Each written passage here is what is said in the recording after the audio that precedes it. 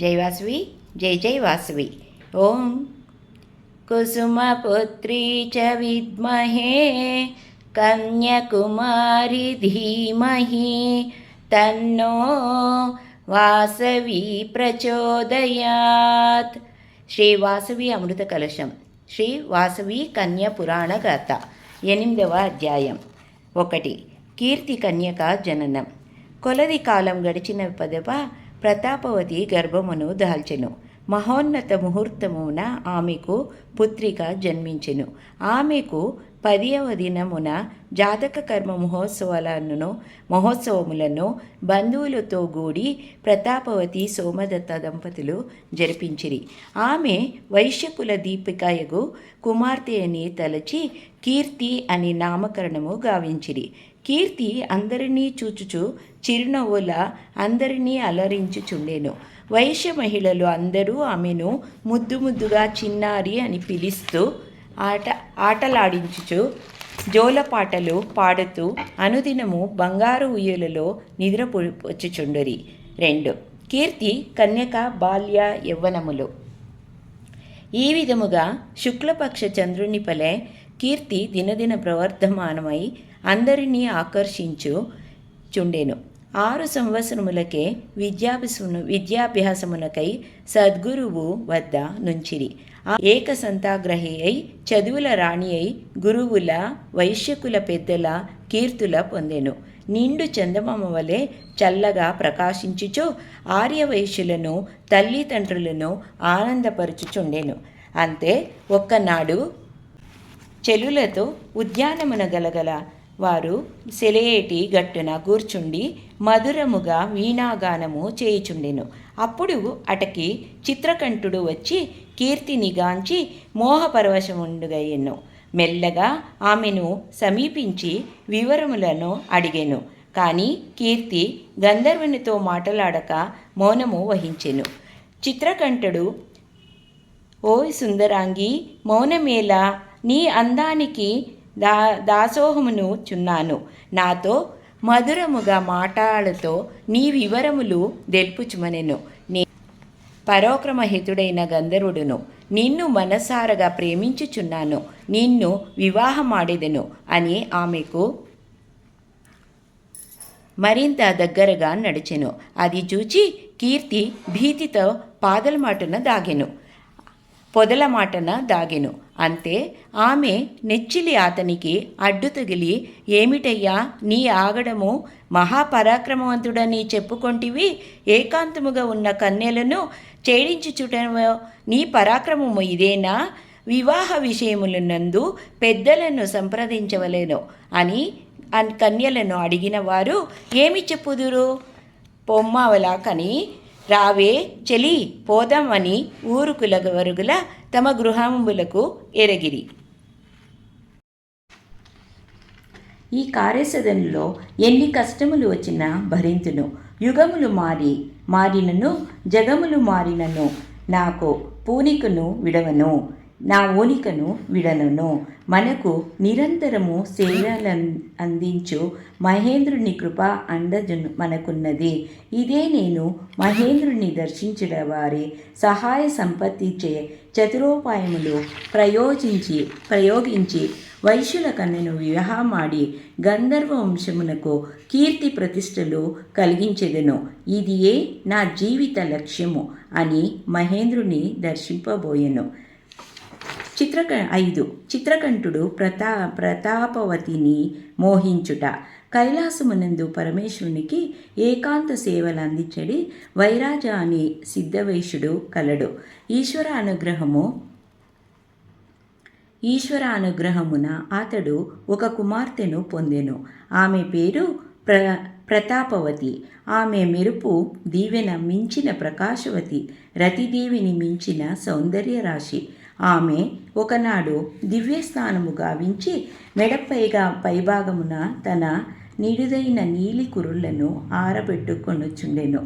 అప్పుడు ఆకాశగమనము చేయి చిత్రకంఠ గంధర్వుడు ప్రతాపవతిని చూసి మోహితుడైనను. ఆమెపై మరులగాని ఆమెను వివాహమాడదలచి ఎదుట నిల్చెను. అట్లు అకస్మాత్తుగా తన ముందు నిలిచిన గంధర్వునిగాంచి ప్రతాపవతి భయకంపితురాలై అంతఃపురములోనికి పరుగుదేసెను. అంత చింతకంఠునికి దిక్కుతోచక వెంటనే ఆమె తండ్రియగు వైరుచునను తనకు ప్రతాపవతినిచ్చి వివాహమును జరిపించమని కోరెను. అందులకు వైరోచనుడు, అయ్యా, మా వైశుకులాచారములు ప్రకారముగా గంధర్వులతోడి వివాహము నిషిద్ధము. మేము అన్యకులముల వారికి కన్యాదానము చేయమని తిరస్కరించెను. చిత్రకంఠుడు అయినా ఎన్నో విధముల ప్రార్థించినను వైరోచనుడు అంగీకరించడాయను. అప్పుడు చిత్రకంఠుడు కోపముత రోషావేశమున, అట్లయినా నీ కుమార్తె వివాహము ఎట్లగునో చూచెదను. నీ పుత్రికను నాకుగాక అన్యులకు సంగినబో వాడు పంచముడోగాక అని శపించి వెడలిపోయెను. ఆనాటి నుంచి వైరోచనుడు తన పుత్రికకు వివాహం చేయుచట్లని ఎట్లని చిత్రాకాంతుడై కాలము గడుపుసాగిను. 6. సోమదత్తుని వృత్తాంతము.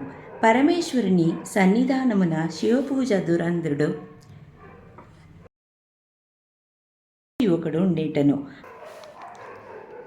సకల సద్గుణ సంపన్నుడైనట్టి సోమదత్తుడు అను వైశ్య యువకుడు ఉండెను. అతడు వివాహమాడదలుచుకొని తగిన కన్యాన్వేషణకు బయలుదేరెను. వైరోచనుని కుమార్తె ప్రతాపవతిని వివాహమాడ నిశ్చయించగొనసాగెను. ఈ విషయమును తన దగ్గరి బంధువుల ద్వారా వైరోచనునికి ఎరగించెను. అప్పుడు వైరోచనుడు సోమదత్తుని సాదరముగా ఆహ్వానించుటలో ఇట్లు పలికెను. అయ్యా, నా కుమార్తెను మీకిచ్చి వివాహం చేయుట నాకును ఇష్టమే. కానీ గంధర్వుడగు చిత్రకంఠుడు నా పుత్రికను మోహించి మేము నిరాకరించిని అన్నందున ఆమెకు తనతోగాక అన్యులతో వివాహము జరిగిన మరుక్షణమే వరుడు పంచముడు గాకని శపించినాడు. వాస్తవములకు తేల్పుట నా ధర్మము. కావున ఈ విషయమున నీవు ఆలోచించుకొని నిర్ణయించుకొనమునెను. అంత అక్కడనే ఉన్న సిద్ధ సమాధి యోగి వారలతో, నాయనలారా, దీనికి మీరు చింతించే పని లేదు. మన వైశ్యులను కంటికి రెప్పలా కాపాడో ముక్కంటి మన పాలిటగలడో. వెంటనే మనము ఆ పరమేశ్వరుని దర్శించి సర్వము నివేదించి వేడుకొందాము అండెనను. అందుకు వారు సంతోషించి వెంటనే వారు కైలాసపతిని దర్శించి, శంకర, భక్తవ శంకర, నీ అనుగ్రహమును ప్రతాపవతి సోమదత్తుల వివాహము జరిపించేవలనని సాధములు పట్టి ప్రార్థించెరు. ఈశ్వరాభయము. వైశ్యులారా, భయపడకుడు. మీ ఆనందమే నా ఆనందము. ఆ గంధర్వుని శాపము కేవలం 7 దినములు మాత్రమే ఉండునట్లు చేసేదెను. మీరు కైలాస పర్వత ప్రాంతమునందుగల పంచకల్ప వృక్షముల మధ్య నిరభ్యంతరముగా వారికి వివాహము జరిపించుడమని అభయము సంగెను. 8. ప్రతాపవతి సోమదత్తుల వివాహము.